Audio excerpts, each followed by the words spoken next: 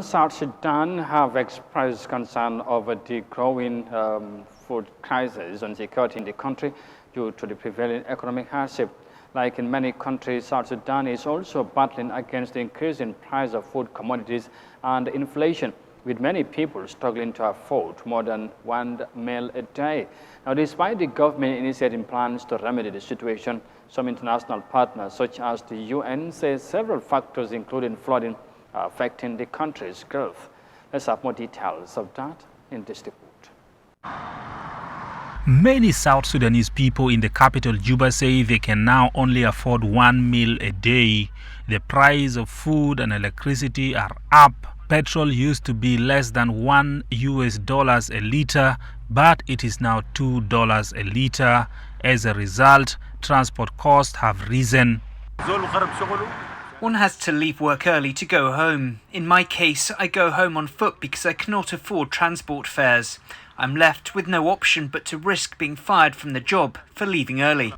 South Sudan's government says it has now paid the 6-month civil servants' salary arrears, but that is not helping much. We believe the current salary structure is not appropriate. It was just done out of necessity, but this is the salary structure is too low.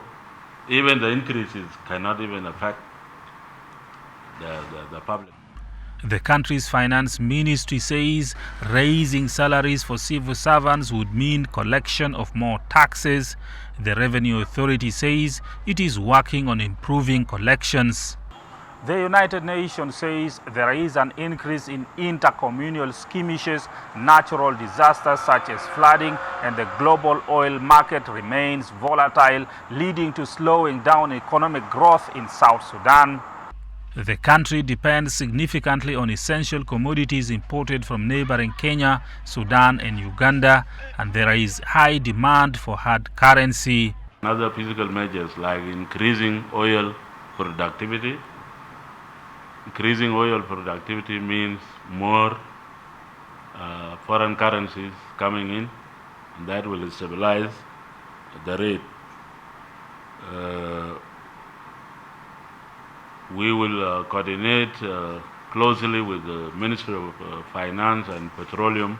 The landlocked country depends mainly on oil to finance its budget. A reduction in oil output from 185,000 barrels per day to 170,000 barrels per day due to long years of violence and floods is negatively impacting revenue generation.